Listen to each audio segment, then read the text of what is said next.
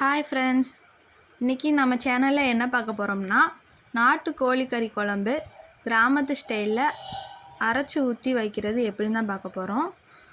வாங்க எப்படி செய்யலான்னு பார்க்கலாம். அதுக்கு முதல்ல ஒரு கடாயில் தேவையான எண்ணெய் ஆட் பண்ணிக்கிறலாம். எண்ணெய் நல்லா காஞ்சதும் கொத்தமல்லி தேவையானதை ஆட் பண்ணிக்கிறலாம். அது கூட 4 வரமிளகாய் சேர்த்துக்கிறலாம்.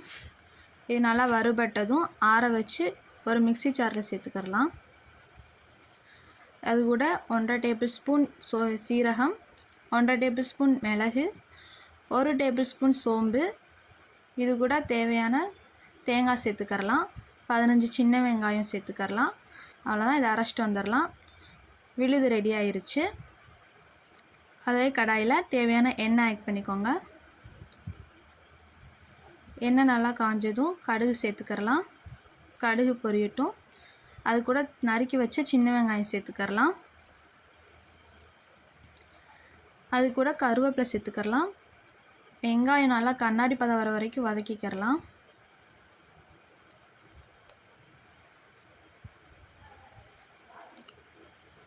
ஒரு ஸ்பூன் இஞ்சி பூண்டு விழுது சேர்த்துக்கிறலாம்.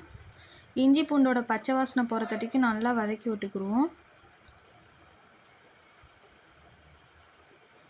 1/2 kg நாட்டுக்கோழி கறி கழுவி வச்சது, மஞ்சப்பொடி இதெல்லாம் போட்டு கழுவுனிங்கன்னா அந்த கவுச்சி ஸ்மெல் இருக்காது. அதை நம்ம சேர்த்துக்கிறலாம்.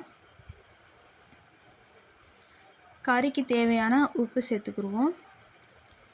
இது நல்லா அந்த எண்ணெய் வெங்காயத்தோட சேர்ற மணிக்கு கிண்டி விட்டுக்கிறலாம். அவ்வளோதான், மூடி போட்டு மூடி வச்சுக்கிறோம். இதுக்கு தண்ணி சேர்க்கணும்னு தேவையில்லை, ஏன்னா அதுவே தண்ணி விடும். பாதி வெந்ததும் அதை நல்லா கிண்டி விட்டுக்கிறலாம்.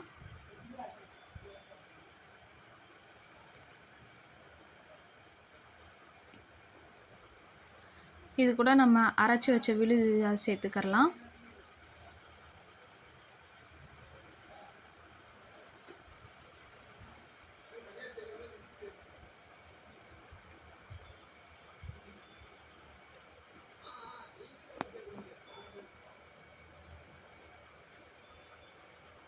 நம்ம வீட்டில் அரைச்ச மசாலா பொடி கொஞ்சம் தேவையான சேர்த்துக்கோங்க.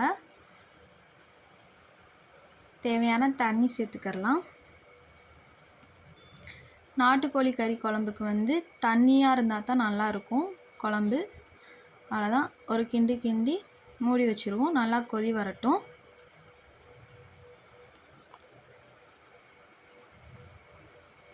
கொதி வந்துருச்சு பாருங்கள்.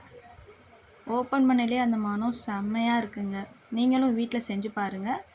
சுட சுட சாதத்தோடு வச்சு சேவ் பண்ணி சாப்பிட்டு பாருங்கள். எப்படி இருக்குன்னு கமெண்டில் சொல்லுங்கள்.